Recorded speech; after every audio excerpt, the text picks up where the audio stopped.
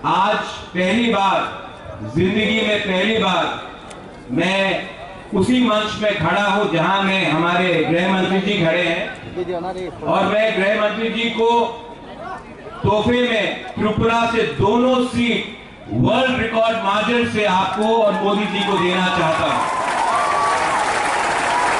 यहां मैं ज्यादा नहीं बोलूंगा क्योंकि हम सब देश के होम मिनिस्टर को सुनने आए हैं। सिर्फ दो बात रखना चाहता हूं। मैं त्रिपुरा मोथा का फाउंडर और मैं एक समय चेयरमैन रह चुका हूं। मेरे साथ यहां में विजय कुमार रामफल जी हैं, हमारे एमएलएस हैं, हमारे ब्रू शरणार्थी लीडर्स हैं। मैंने देखा है जब 2018 में मैं पहली बार गृह मंत्री जी से मिला था, हमारे जो ब्रू शरणार्थी थे जिनको कंचनपुर में कम्युनिस्ट की सरकार ने इतने सालों तक वंचित रखा, गरीब रखा, उनके शिक्षा के लिए नहीं सोचा, उनके भविष्य के लिए नहीं सोचा, उनके बच्चे के लिए नहीं सोचा। उस समय मैंने गृह मंत्री जी से एक निवेदन किया था। इतिहास गवाह है कि 2 महीने के अंदर जो 20-25 साल का प्रॉब्लम था, 2 महीने के अंदर गृह मंत्री जी ने हमारे ब्रू को दिया। आज अगर त्रिपुरा में ब्रू एक सम्मान का जिंदगी जी रहा है, अगर आपके बच्चे का एक भविष्य आज है, तो उसमें एक बहुत बड़ा हाथ हमारे गृह मंत्री जी का है। हमें भूलना नहीं चाहिए, हमें भूलना नहीं चाहिए कि हमारे साथ हमारे खराब समय में कौन रहा। आज से 1 महीने पहले मैंने हमारे प्रेसिडेंट विजय कुमार रामफल ने, हमारे मंत्री ने, हमारे एमएलए ने, हमने एक हिस्टोरिक त्रिपुरा अकॉर्ड साइन किया। बहुत लोग स्पेशली कम्युनिस्ट इतिहास को नकारते हैं, इतिहास को बदलने की कोशिश करते हैं, लेकिन कुमार घाट में मैं बोलना चाहता हूं, मीडिया के थ्रू बोलना चाहता हूं।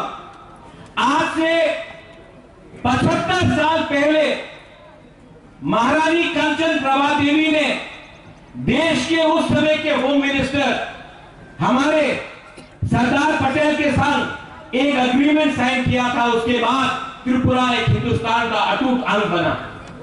75 साल बाद कंचन प्रभा देवी का नाती को वही सम्मान, उस परिवार को वही सम्मान देश का होम मिनिस्टर श्री अमित शाह जी ने दिया है। यह सम्मान मुझे व्यक्तिगत तौर से नहीं दिया गया, ये हमारे त्रिपुरा के इंडिजिनस लोग, हमारे जनजाति, हमारे ट्राइबल लोगों को, हमारे हानी पुसा को, हमारे बुकुम्बारा को आज हमारा होम मिनिस्टर ने दिया है।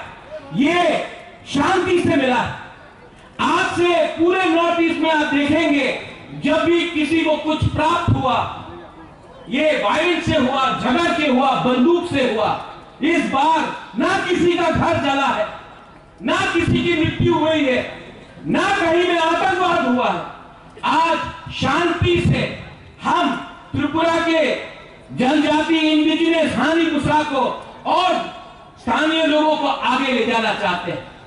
कम्युनिस्ट सरकार ने 25 साल तक यहां में राज किया, हमारे इतिहास को बदला, हमारी गरीब त्रिपुरा को कुछ नहीं दिया। आज अगर हमको अपना बच्चा का भविष्य बनाना होता है तो हमें कलकत्ता, दिल्ली, बेंगलोर, हैदराबाद, पुणे जाना पड़ता है। मैं चाहता हूं कि अगर हमें अपना भविष्य को ठीक करना है तो हमें त्रिपुरा के बाहर नहीं देखना। यह कैसे होगा अगर केंद्र सरकार हमारे साथ नहीं खड़ा होगा। मैं अपने त्रिपुरा को बोलना चाहता हूं, हमने 20 के 20 सीट बहुत बार कम्युनिस्ट को दिया, रिटर्न में क्या मिला?